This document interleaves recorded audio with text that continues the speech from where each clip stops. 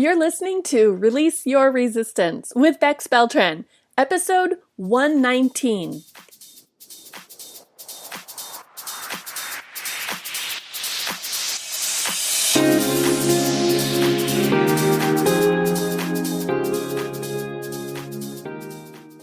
Welcome to Release Your Resistance. This is Bex. The only reason why any of us don't have what we want in life is because of our own resistance. Right now, I'm learning how to recognize and release my resistance, and this podcast tells you how you can release your resistance so that you can live the exact life that you want. Let's get started. Can you believe we are already at the 4th of 8 sessions about how to let go and surrender? After you listen to today's episode, you will be halfway through this series. If you missed the previous week's sessions, go back and listen to those first so that you can hear all the weeks in order. You can find the first session by going to bexb.org/letgo, Letgo. Week 1 was the introduction to how and why to let go and surrender, and how these 8 episodes will follow and provide context for the Let Go and Surrender journal. 2 weeks ago, I shared some specific ways you can practice surrender. Last week, we talked about letting go in order to have healthy relationships and how to get comfortable being in discomfort. This week, let's talk about accepting responsibility and power. And this one is full of contradictions. For the past few weeks, I have been telling you that we don't really have control. Today, I'm telling you that you can, quote unquote, take back control from whatever or whoever you have given it to. We have talked about how letting go and surrendering is accepting reality. And now I am suggesting it can also be about accepting responsibility. Part of letting go is accepting responsibility instead of blaming. That last sentence may also seem like a contradiction. Maybe accepting all the responsibility for everything feels like a huge burden instead of a relief. But the opposite really is true.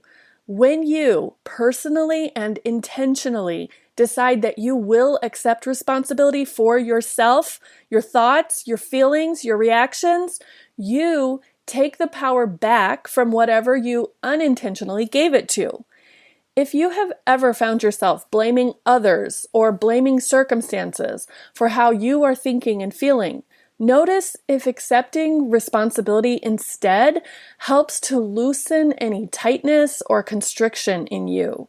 How would it feel to be open about what is happening in reality instead of just being shut down and confined by it? This is why you are choosing responsibility, not blame. Imagine these 2 examples. Imagine someone saying, "When you do that, you make me think XYZ," versus, "When you do that, someone might think XYZ, I choose to think ABC." Hopefully those letters aren't too confusing and you can substitute whatever makes sense in your life.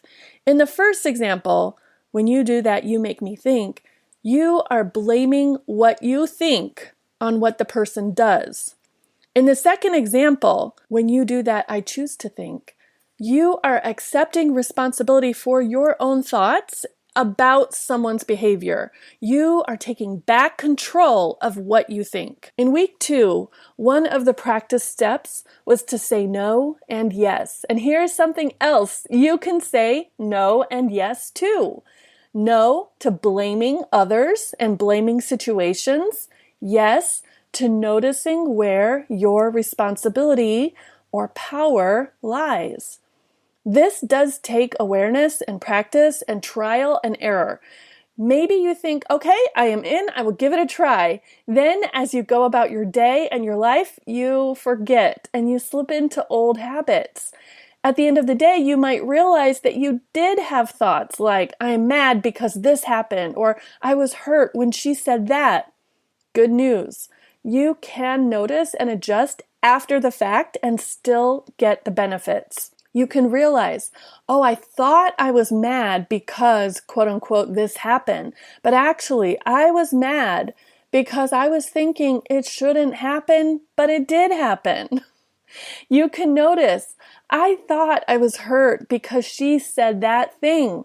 But now I see I was hurt because of what I thought when she said that thing.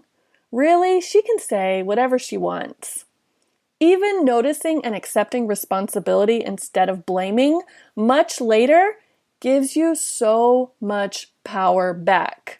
Let's talk about a type of power. Think of the core of your body as your center of strength and power. Now imagine extension cords being plugged into your core that either give or draw power to or from you at various currents. Notice who or what is giving and draining your power. Who or what is at the other end of those extension cords? Are you plugged in and attached to someone who draws power from you? Okay, contradiction alert. This sounds a little bit like blaming the other person.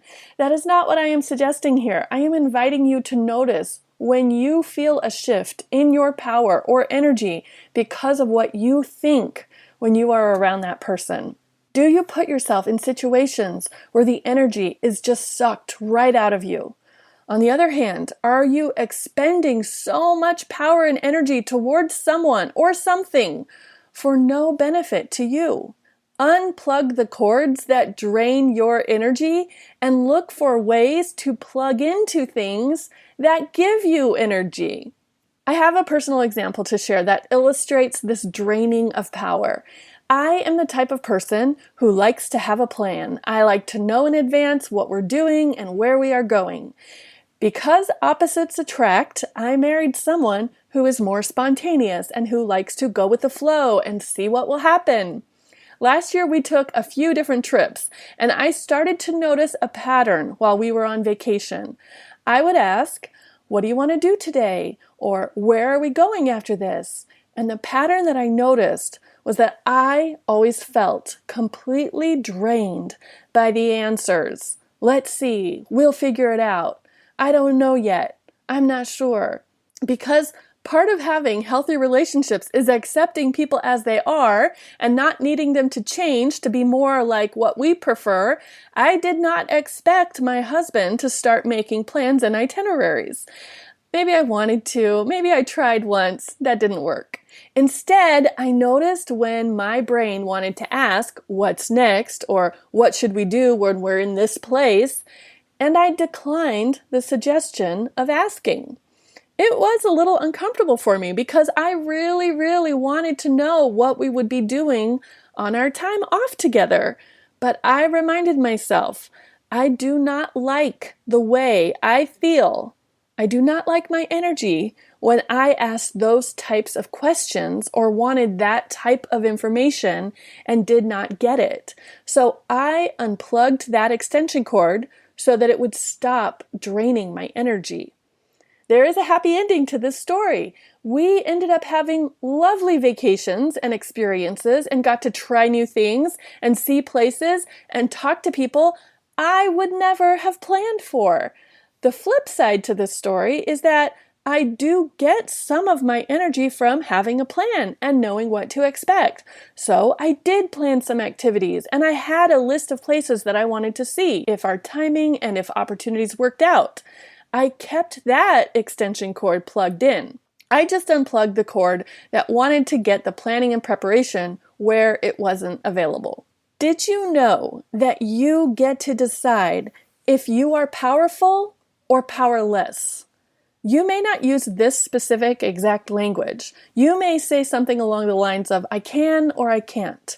Some people might decide completely subliminally without realizing that they are powerless most of the time. Other people may either intentionally or unintentionally decide that they are mostly powerful most of the time. You get to decide if you are powerful or powerless.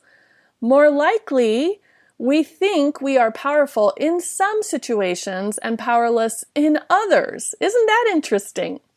Now that you're hearing this and you realize it, You get to decide. You can intentionally decide to rely on your own power. You even have a choice if you want to invoke a quote-unquote higher power, like a deity or a supernatural entity or the universe.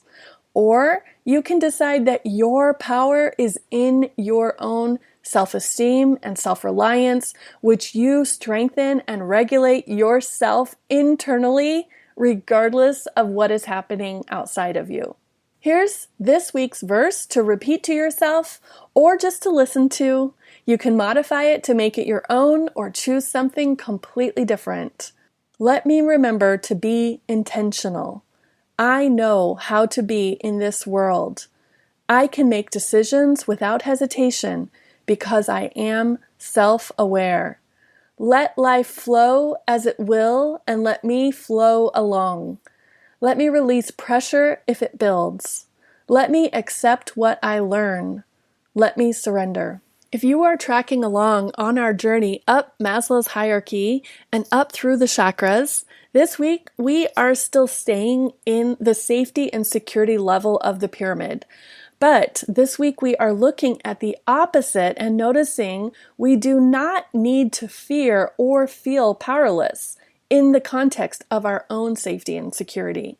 This goes right along with focusing on the solar plexus. It is your center of power and will. It is where you know you are an individual, where you know you can take responsibility. You know you are secure in your place in the world. Here are some journal prompts for this week.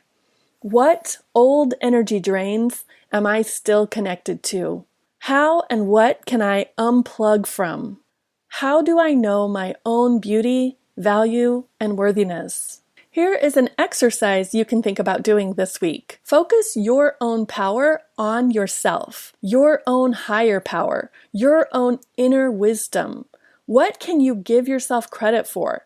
Make a list of at least 10 things, both big and small. You can see more of the prompts and activities to help you accept responsibility and power in section 4 of the Let Go and Surrender Journal. There's a link for it in the show notes for this episode at bexb.org/accept, ACCEPT.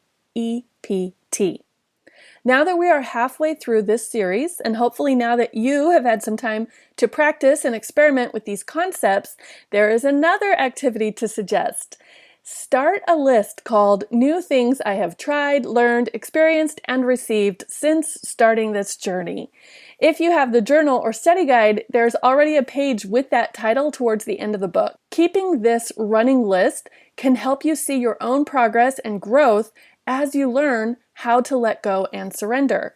I started my own list as I was doing this work 2 years ago, and one of the things I realized was that I could incorporate a daily gratitude into my morning journaling practice. Before, I had just been doing it once a month. So this was something new that now I have been doing for 2 years, and it really helps my mind say yes and stay open to receive. This time around, here's what I'm adding to the list so far. I noticed that I had a perfect day recently. I was writing in my journal and I actually used the words settling in one morning. So the brainwashing is working, and I know it can work for you too. I hope this is working for you. Let me know how your surrender journey is going by sending me an email at hi@bexb.org or leave a comment in the show notes for this episode at bexb.org/accept. That's bexb.org/ACCEPT. Next week, we are starting the second half and session 5, and we will be exploring long-held beliefs. Do you think differently now as an adult than you did when you were a child? We probably like to think we think differently, but what ideas that we came up with in childhood are we still living our life by today? That's something to check into. Thank you so much for listening. I will talk with you next week. You know what I'm really good at? Asking questions, then listening to the answer and redirecting you if you didn't answer, then showing you your thoughts from how you answered. That is part of what coaching with me is like. I don't have an agenda for you. I don't think I know better than you. I do believe in you and your capacity. If you tell me what you want for yourself, I believe it. I can see it for you. I can show you the thoughts that are keeping you from getting what you want. Then you can drop those thoughts and go get what you want. Coaching really works. Come to my site at bexby.org/coaching and book a session with me.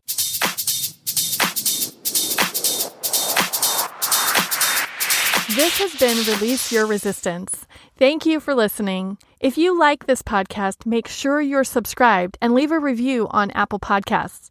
Also, think about someone who you know who would love this episode and share it with them. There should be a share button on your app if you're listening to this on your phone. If you'd like to continue this conversation one-on-one or in real time, come visit me on my site at bexby.org to see how we can work together.